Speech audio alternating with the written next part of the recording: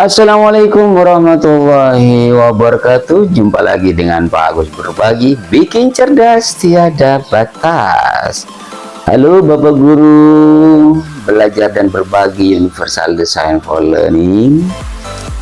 Sebagai bentuk aksi nyata pada topik penerapan prinsip multiple ekspresi ini, mari kita langsung terkait dengan prinsip aksi dan ekspresi. Pada panduan pertama ini menyediakan pilihan-pilihan untuk aktivitas fisik, di mana aktivitas fisik ini dimaknai sebagai pelibatan anggota gerak tubuh untuk merespon aktivitas pembelajaran yang sedang berlangsung. Sebagai contoh, peserta didik melaksanakan ujian tulis berbasis komputer atau CBT, Computer Based Test. Aktivitas fisik ini juga kerap kali mendominasi aktivitas pembelajaran di kelas. Oleh karena itu, untuk memastikan pembelajaran di kelas, ibu bapak sekalian berjalan inklusif dan memenuhi kerangka UDL. Penyediaan pilihan-pilihan untuk aktivitas fisik berikut ibu sekalian yang bisa dipahami. Yang pertama, memvariasikan metode untuk merespon dan menavigasi. Seperti contoh, memberikan alternatif untuk laju, durasi, atau kecepatan dalam fisik ketika peserta didik melakukan interaksi dengan materi pembelajaran, manipulasi fisik, dan penggunaan teknologi. Contohnya dalam pembelajaran berbasis proyek, dalam membuat prakarya, guru bisa memberikan fleksibilitas durasi penyelesaian tugas untuk mengakomodasi laju, durasi, dan kecepatan masing-masing peserta didik. Bisa juga dengan menyediakan alternatif untuk merespon atau menunjukkan pilihan secara fisik. Bisa juga memberikan alternatif untuk berinteraksi secara fisik dengan materi dengan tangan, suara, saklar tunggal, joystick, keyboard, atau keyboard yang dimodifikasi sesuai kebutuhan.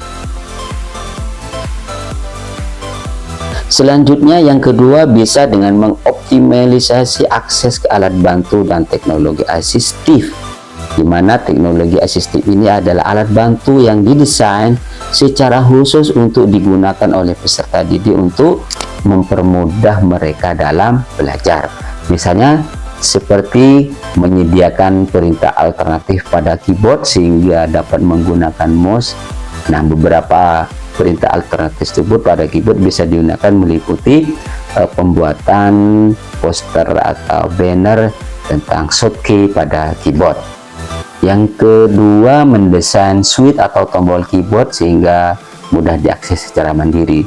Juga bisa menyediakan akses ke alternatif keyboard, misalnya seperti pada keyboard yang ergonomis, yang didesain secara khusus sehingga posisi tangan dan lengan nyaman ketika mengetik. Ini juga ada keyboard yang lebih kecil, keyboard khusus angka, keyboard dengan tut yang lebih besar, atau yang mudah dilihat, yang kontras ya, bahkan ada yang dimodifikasi menggunakan stiker. Juga bisa dilakukan tanpa menggunakan keyboard. Sebagai alternatifnya adalah keyboard yang tersedia di layar atau disebut dengan on-screen keyboard.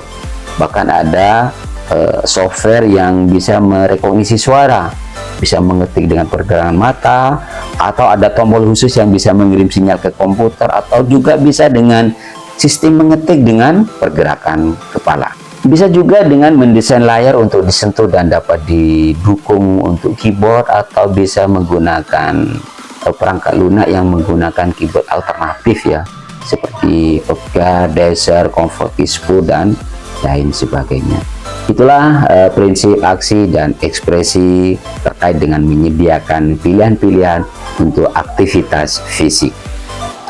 Selanjutnya, terkait dengan prinsip aksi dan ekspresi, yang kedua adalah menyediakan pilihan untuk berekspresi dan komunikasi. Nah, dalam kegiatan pembelajaran, lazim guru meminta peserta didik untuk memberikan respon atau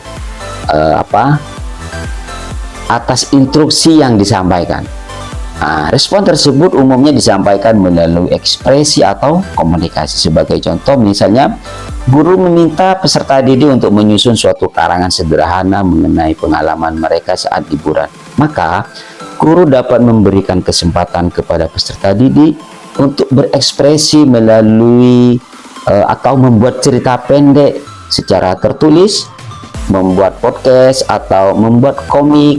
Nah, hal ini untuk memastikan seluruh peserta didik mampu untuk berpartisipasi dengan aktif sesuai dengan karakteristik dan kemauannya. Yang pertama, menggunakan berbagai jenis media untuk berkomunikasi. Nah, ada beberapa jenis komunikasi yang lazim diterapkan oleh peserta didik, meliputi komunikasi verbal, komunikasi tertulis, dan komunikasi non-verbal. Nah, berikut panduan untuk menggunakan berbagai jenis media untuk berkomunikasi. Yang pertama, mengerjakan tugas menggunakan multimedia seperti lewat gambar, ilustrasi, desain, film pendek, musik, bisa tari ataupun video. Yang kedua, menggunakan media manipulasi fisik. Ya, seperti media manipulasi itu adalah balok dan model 3 dimensi. Bisa juga menggunakan media sosial dan alamat web interaktif ya, seperti forum diskusi, chat, desain web, storyboard, atau potongan-potongan komik dan presentasi animasi. Juga jenis media untuk komunikasi ini menyediakan menyelesaikan masalah dengan menggunakan berbagai strategi ya. Misalnya sebagai contoh, guru dapat mengajarkan peserta didik berbagai cara untuk dapat menyelesaikan persoalan-persoalan matematika. Selanjutnya, yang kedua, dalam prinsip aksi dan ekspresi, menggunakan berbagai alat untuk mengkonstruksi dan menyusun respon. Misalnya menyediakan perangkat pengecekan ejaan, menyediakan perangkat lunak text to speak atau teks menjadi suara, perekam dikte, dan rekaman. Juga menyediakan kalkulator, grafik kalkulator, menyediakan potongan-potongan kalimat, menggunakan story web ya. Merupakan alat untuk membuat kerangka atau peta konsep ini ya. Juga menyediakan komputer aided design ya. Nah, dimana perangkat lunak untuk notasi musik dan perangkat lunak untuk rumus matematika. Nah, hal ini akan sangat membantu peserta didik yang sedang menyelesaikan proyek seni maupun proyek matematika. Juga bisa menyediakan media manipulasi untuk matematika baik virtual maupun yang konkret.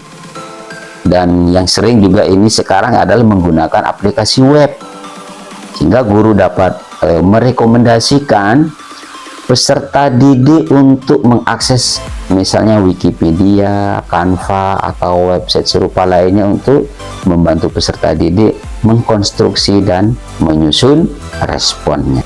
Yang ketiga adalah membangun kemahiran dalam belajar dengan dukungan bertahap.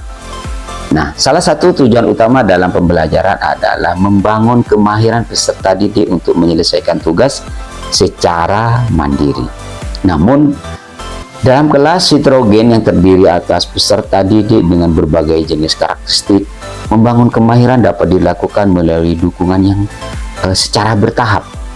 Nah, adapun beberapa panduan yang dapat diikuti untuk membangun kemahirannya tersebut adalah: 1. Menyediakan berbagai jenis model penyelesaian masalah, di mana dalam hal ini guru dapat menyediakan berbagai alternatif penyelesaian masalah pada peserta didik, sehingga dengan begitu dapat membantu peserta didik untuk memiliki model penyelesaian masalah yang paling sesuai dengan kemampuan dan karakteristik mereka. Yang kedua, menyediakan banyak guru dengan karakter yang berbeda. Bisa juga menyediakan dukungan yang sedikit demi sedikit dapat dikurangi seiring kemajuan belajar peserta didik. Bisa juga dengan menyediakan umpan balik yang bervariasi. Nah, umpan balik yang bervariasi ini disampaikan melalui berbagai mode komunikasi. Bisa secara tertulis, melalui rekaman suara, atau melalui rekaman video. Selanjutnya juga bisa menyediakan berbagai contoh solusi baru untuk masalah-masalah yang autentik. Itulah terkait prinsip aksi dan ekspresi bagian kedua dalam menyediakan pilihan untuk berekspresi dan komunikasi. Selanjutnya terkait prinsip aksi dan ekspresi ini di bagian ketiga adalah menyediakan pilihan untuk berpikir eksekutif, di mana salah satu kemampuan yang harus selalu digunakan peserta didik selama pembelajaran berlangsung adalah kemampuan berpikir eksekutif, di mana kemampuan berpikir eksekutif ini merupakan kemampuan mental dari peserta didik untuk merencanakan pembelajaran, menerima pembelajaran, dan mengaplikasikan pembelajaran yang sudah diperoleh. Kemampuan ini sangat perlu untuk diberikan dukungan sehingga peserta didik dapat menyelesaikan pembelajaran dengan optimal, khususnya di kelas yang memiliki peserta didik yang beragam, di mana masing-masing peserta didik memiliki tingkat kemampuan berpikir eksekutif yang berbeda. Nah, untuk memastikan pembelajaran di kelas dapat berlangsung dengan maksimal, dengan memaksimalkan kemampuan berpikir eksekutif masing-masing peserta didik. Nah, inilah beberapa panduan yang dapat diikuti. Yang pertama, memandu pencapaian tujuan yang relevan. Nah, beberapa hal yang bisa dilakukan oleh guru sehingga peserta didik dapat mencapai tujuan pembelajaran adalah yang pertama, menyediakan prompt dan dukungan berjenjang dalam memperkirakan usaha yang harus dikeluarkan, sumber belajar dan kesulitan yang akan dialami oleh peserta didik. Yang kedua, menyediakan model atau contoh dari langkah-langkah dan produk yang sesuai dengan tujuan pembelajaran. Sebagai contoh dalam pembelajaran proyek membuat majalah dinding, guru dapat memberikan berbagai contoh majalah dinding yang dapat menjadi referensi bagi peserta didik. Nah, kemudian guru dapat menjelaskan berbagai langkah untuk membuat majalah dinding tersebut. Yang ketiga, menyediakan panduan dan daftar cek untuk memandu pencapaian tujuan. Dan yang terakhir, memajang target tujuan pembelajaran dan jadwal di area yang mudah dilihat. Hal ini untuk mempermudah peserta didik untuk dapat kembali memfokuskan pikirannya untuk mencapai tujuan pembelajaran. Selanjutnya, yang kedua adalah mendukung perencanaan dan pengembangan strategi. Dalam pembelajaran, guru perlu memfasilitasi peserta didik untuk dapat merencanakan aktivitas dan strategi yang akan dilakukan ketika mengikuti proses pembelajaran. Nah, ini beberapa tips yang dapat ibu bapak sekalian terapkan. Yang pertama, mengajarkan peserta didik untuk berhenti dan berpikir sebelum melaksanakan sesuatu. Hal ini tidak harus dilakukan secara eksplisit, tetapi dapat secara implisit ketika pembelajaran berlangsung. Selanjutnya, memberikan kesempatan peserta didik untuk mempresentasikan dan menjelaskan hasil kerjanya. Yang ketiga, menyediakan data cek dan template untuk merencanakan proyek. Juga bisa juga dengan cara menerapkan model think aloud ketika mengajarkan peserta didik menyelesaikan suatu permasalahan. Yang ketiga, memfasilitasi manajemen informasi dan sumber belajar, di mana kemudahan dalam mengakses informasi dan sumber belajar secara murah dan singkat itu akan membuat peserta didik mungkin merasa kewalahan ketika harus mencari informasi dan sumber belajar untuk mendukung tugas yang sedang dikerjakan. Nah, oleh karena itu, perlu bagi guru untuk memfasilitasi peserta didik dalam melakukan manajemen informasi dan sumber belajar. Beberapa hal yang bisa diterapkan adalah dengan menyediakan grafik organization dan template untuk pengumpulan data dan mengorganisasi informasi, di mana grafik organizer adalah alat bantu untuk memvisualisasikan dan mengkonstruksi ide dalam berbagai bentuk grafik. Inilah contohnya. peta konsep, ya. Grafik KWL ya, know. Jadi know what to know, learn. Selanjutnya menyediakan prompt untuk membuat kategori dan membuat sistem. Dan yang terakhir menyediakan daftar cek dan panduan untuk mencatat. Ibu sekalian dapat menyediakan daftar cek dan panduan untuk mencatat informasi yang diperoleh dari beberapa sumber, juga dapat menyediakan contoh rangkuman informasi dari berbagai sumber di topik tertentu. Dan yang terakhir adalah meningkatkan kapasitas untuk memantau progres atau kemajuan. Jadi peserta didik itu perlu memiliki kapasitas untuk memantau kemajuan tugas yang sedang dikerjakan, sehingga mereka dapat mengetahui kapan harus beristirahat dan kapan harus mengeluarkan usaha maksimal, sehingga tugas dapat terselesaikan dengan baik. Nah, beberapa hal yang bisa dilakukan. Yang pertama adalah mengajukan pertanyaan untuk membantu monitoring diri dan refleksi. Ibu bapak sekalian dapat mengajukan beberapa pertanyaan kepada peserta didik, misalnya, apakah kamu puas dengan hasil kerja kamu hari ini? Apa saja yang masih ingin kalian perbaiki? Atau juga dengan menunjukkan contoh visualisasi kemajuan seperti foto sebelum dan sesudah, portofolio seluruh kegiatan, atau laporan kemajuan. Juga bisa dengan mengajak peserta didik untuk mengidentifikasi umpan balik atau masukan yang mungkin mereka perlukan. Nah, hal ini dapat dilakukan dengan menanyakan ke peserta didik secara langsung, apa saja komentar yang kamu harapkan dari saya? Atau ibu sekalian juga dapat menunjukkan berbagai contoh umpan balik lainnya. Bisa juga dengan menggunakan template untuk memandu refleksi diri. Ada beberapa template yang dapat digunakan untuk membantu peserta didik untuk melakukan refleksi diri. Nah, salah satu template yang dapat digunakan adalah sebagai berikut. Ini adalah contoh asesmen diri. Bisa juga dengan menyediakan berbagai jenis strategi asesmen diri. Nah, beberapa strategi sendiri yang dapat ibu sekalian ajarkan adalah bermain peran, review video, atau peer review.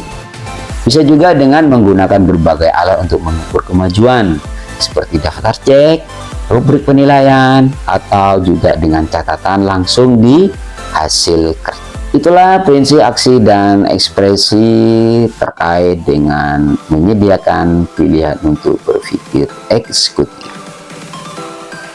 Baik ibu bapak sekalian, semoga dengan prinsip aksi dan ekspresi dari 3 panduan tadi bisa membuat ibu bapak sekalian lebih bisa memfasilitasi dan membantu anak didik kita secara utuh, sempurna, dan menyeluruh. Semoga bermanfaat. Bersama Pak Agus berbagi, bikin cerdas tiada batas. Wassalamualaikum warahmatullahi wabarakatuh.